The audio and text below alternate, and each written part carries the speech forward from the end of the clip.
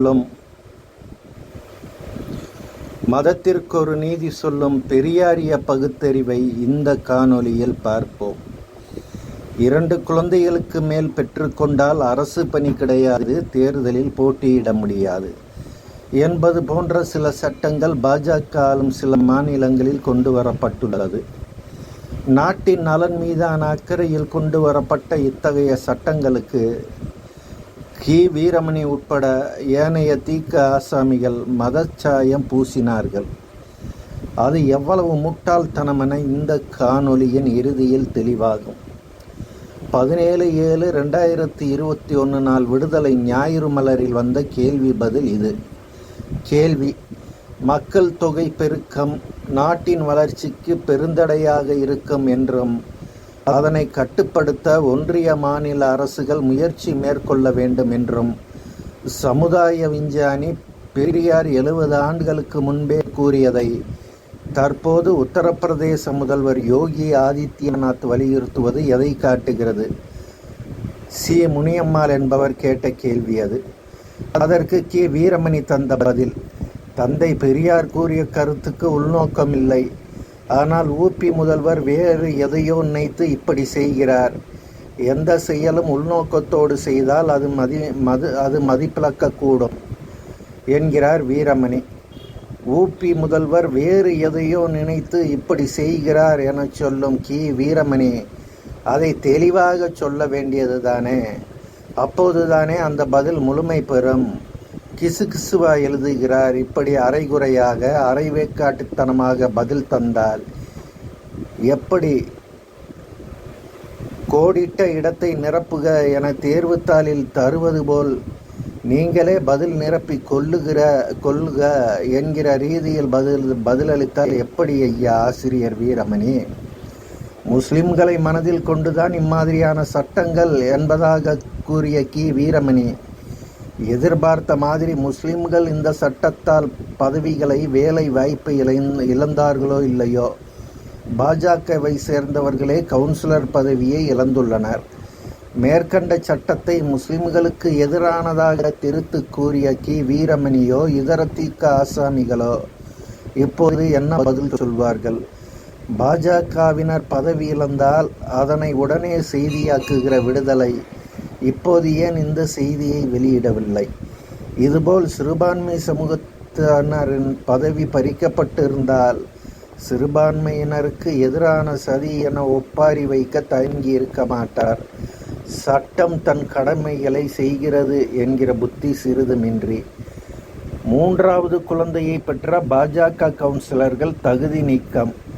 மாவட்ட ஆட்சியர் உத்தரவு காரணம் என்ன என்கிற தலைப்பில் பல்வேறு செய்தி தளங்களில் 24/5/2024 அன்று வெளியான ஒரு செய்தி இது. அதில் கூறப்பட்டிருந்தது, குஜராத் மாநிலம் அமரோலி மாவட்டத்தின் 2 பாஜக கவுன்சிலர்கள் 3வது குழந்தைக்கு பெற்றோரானதால் தகுதி நீக்கம் செய்யப்பட்டிருக்கிறார்கள். இந்த தகுதி நீக்கம் குறித்து பேசிய அமராலி மாவட்ட ஆட்சியர் அஜய் தாயி, அமராலியின் தாம்நகர் பாலிகா கவுன்சிலர்களான கிமா காசோடியா, மாக்னா போகா இருவரும் கவுன்சிலர் தேர்தலுக்கான வேட்பு மனுவில் 2 குழந்தைகள் இருப்பதாக குறிப்பிட்டிருக்கிறார்கள்.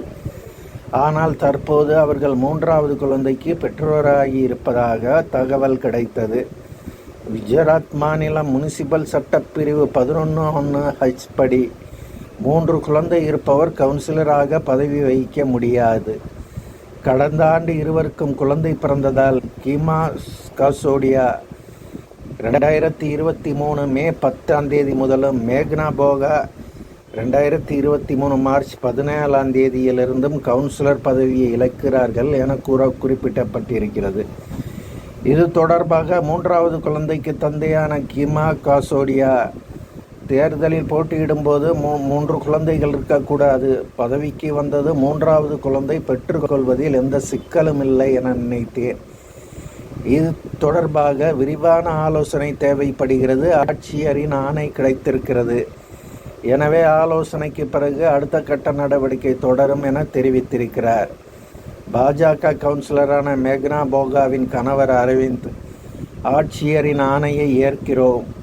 எங்கள் தகுதி நீக்கத்தால் பாஜகவுக்கு எந்த பின்னடைவும் இல்லை.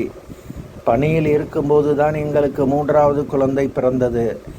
ஆனால் அது எந்த வகையிலும் கவுன்சிலர் பதவியை பாதிக்காத வகையில் தான் நடந்து கொண்டோம். இந்த சட்டத்தால் என் மனைவி தகுதி நீக்கம் செய்யப்பட்டிருக்கிறார். இதை எதிர்த்து வழக்காட விரும்பவில்லை. இனி குடும்ப வாழ்க்கைக்கு முக்கியத்துவம் கொடுப்போம் என தெரிவித்திருக்கிறார் என்கிறது செய்தி.